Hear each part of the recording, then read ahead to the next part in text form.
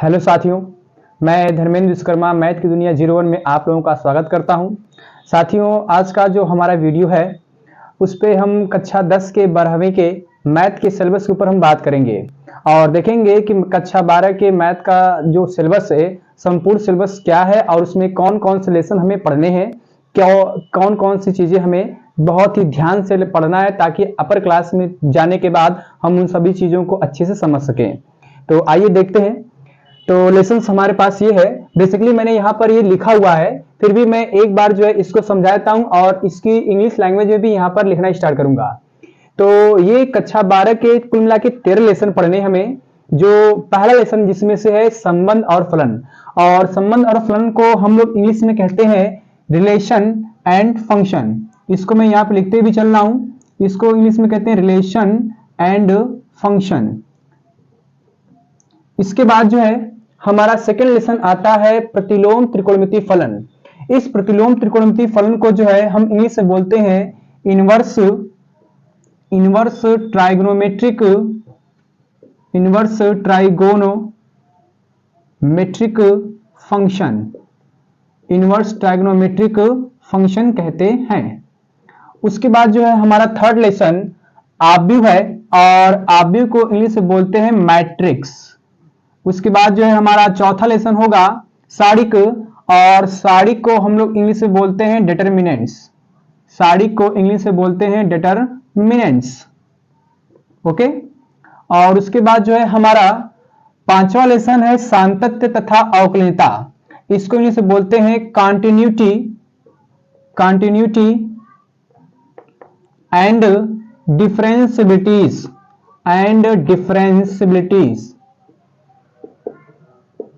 ये आपका हो गया पांचवा लेसन। उसके बाद जो है छठवां लेसन है बेटा अवकलन का अनुप्रयोग। इसको हम लोग बोलते हैं एप्लीकेशन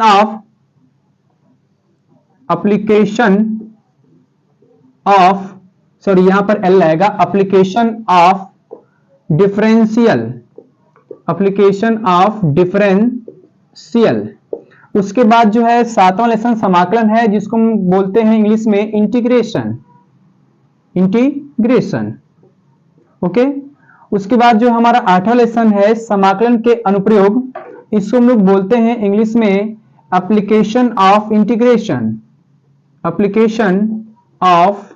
इंटीग्रेशन। ये हमारा आठवां लेसन है, एप्लीकेशन ऑफ इंटीग्रेशन। ओके। उसके बाद जो है हमारा जो नौवां लेसन है, नाइन्थ वाला, ये है आपका डिफरेंशियल इक्वेशन। इसको इंग्लिश में बोलते हैं, हिंदी में आपका अवकल समीकरण है, लेकिन इसको इंग्लिश में बोलेंगे डिफरेंशियल इक्वेशन। ये आपका नौवां लेसन है। उसके बाद जो 10वां लेसन है उसका नाम है सदिश बीजगणित, और इस सदिश बीजगणित को इंग्लिश में बोलते हैं vector algebra.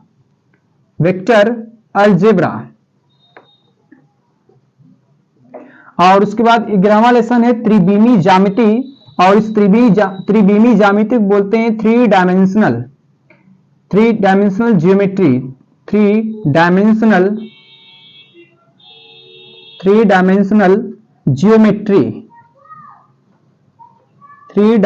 Geometry.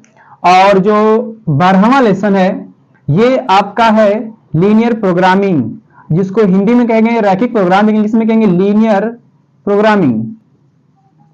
Linear programming. और सबसे लास्ट लेसन है जिसका नाम है प्रायिकता, और इस प्रायिकता इंग्लिश में बोलते हैं प्रोबेबिलिटी। तो ये आपके जो है कक्षा 12 के मैथमेटिक्स के जो लेसन्स हैं उनके ये नाम है, जिसको मैंने हिंदी में भी लिखा था पहले और फिर बाद में मैंने एक एक करके इंग्लिश में भी लिखा हुआ है। आप लोग जो है इस चीज को बढ़िया से देख लीजिएगा कि हमें कौन कौन से लेसन पढ़ने हैं और कौन कौन सी चीजें हमें समझनी है। अब मैं थोड़ा सा बात करता हूं बच्चे कि कौन कौन से लेसन जो है थोड़ा सा टफ है और कौन कौन से लेसन जो है हमारे जीवन से संबंधित है और जीवन में हमारा इसका प्रयोग कैसे करना है, और साथ ही साथ हम जो है इन लेसन्स के ऊपर भी थोड़ा बहुत डिस्कस करेंगे। तो आइए देखिए, जो सबसे पहला हमारा लेसन है संबंध और फलन। क्योंकि ये पहला लेसन है संबंध और फलन, और संबंध और फलन कक्षा 11 से संबंधित है। कक्षा 11 में आपको संबंध और फलन पढ़ाया जाता है, और ये जो है कक्षा 11 के से संबंधित एक चैप्टर है, क्योंकि ये तो कहा जाए कि सबसे टफ लेसन यही है, आपका पहला चैप्टर संबंध और फलन सबसे टफ है। उसके बाद जो है प्रतिलोम त्रिकोणमितीय फलन, प्रतिलोम त्रिकोणमितीय फलन आपका इससे संबंधित है, संबंध और फलन से। तो थोड़ी बहुत बातें जो है प्रतिलोम त्रिकोणमितीय फलन में संबंध और फलन की बातें की जाएंगी, और प्रतिलोम त्रिकोणमितीय फलन जो है संबंध और फलन से संबंधित थोड़ा बहुत है। बाकी जो आव्यूह है ये बिल्कुल नया है, और आव्यूह जो है सारिक से कनेक्टेड है। मतलब ये कि आव्यूह और सारिक दोनों एक दूसरे से कनेक्टेड हैं।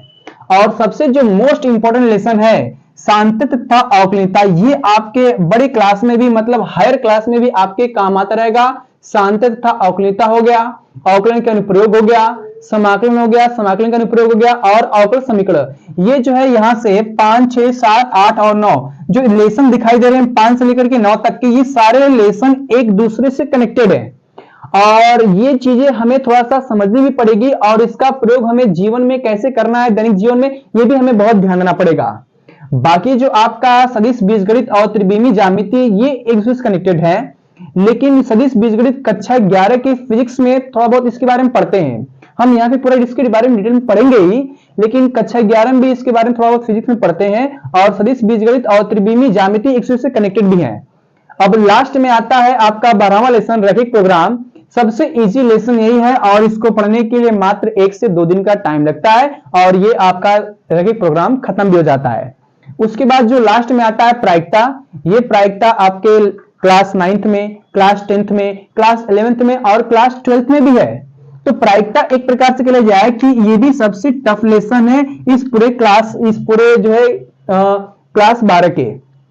तो फिलहाल मेरे ख्याल से जो है एक पहला लेसन शुरुआत का, और एक जो है लास्ट वाला लेसन अंतिम वाला, ये दोनों चैप्टर ऐसे हैं जो थोड़ा बहुत टफ लगते हैं। बाकी सारे इसमें जितने भी लेसन्स हैं ये सारे बहुत इजी हैं। और मैथमेटिक्स को हम लोग पढ़ेंगे, समझेंगे, और मैथमेटिक्स को इंटरेस्ट बना के हम लोग पढ़ने का प्रयास भी करेंगे। एक चीज और बच्चों, क्लास 12th में जो मैथ पढ़ते हैं जो बच्चे, उनके लिए क्या होता है कि पेपर जो है उनका 70 नंबर का आता है। पेपर 70 नंबर का ये पेपर रहता है, और पेपर में जो है 70 नंबर के क्वेश्चंस रहते हैं। बाकी जो है ये सोचेंगे उनको कि 30 नंबर जो है उनको मिल जाएगा प्रैक्टिकल से, तो ऐसा कुछ नहीं है। उनको टोटल जो है 100 नंबर का पेपर मिलेगा जब से एनसीईआरटी सिलेबस आ गया है। बायोलॉजी नहीं कि आपको 70 नंबर का पेपर देना और 30 नंबर प्रैक्टिकल नहीं। मैथ में कोई प्रैक्टिकल नहीं होता है, बल्कि 70 नंबर 100 नंबर का पूरा क्वेश्चन मिलेगा। उसी क्वेश्चन में आपको सॉल्व करना है, और पूरा प्रयास करिएगा कि सॉल्व करके जो है हम 100 में से 100 क्वेश्चन को सॉल्व करके पूरा नंबर अच्छे से लाएं। क्योंकि मैथ है थोड़ा सा टफ लगता है बच्चों को, लेकिन परेशान होने की जरूरत नहीं। हम जब स्टार्ट करेंगे पढ़ाना तो आप लोग बिल्कुल मन लगाकर पढ़िएगा। अगर उसमें भी कोई डाउट्स रहता है तो हमको जरूर बताइएगा, हम उस डाउट्स को पूरा दूर करेंगे, कोशिश करेंगे इसको खत्म करने की। लेकिन आप जो है हमारे साथ थोड़ा सहयोग बना के रखेंगे। अगर हमारा ये वीडियो अच्छा लगता है तो हमारे वीडियो को लाइक करिएगा, चैनल को सब्सक्राइब करिएगा, और बेल आइकन को जरूर दबाइएगा। Thank you.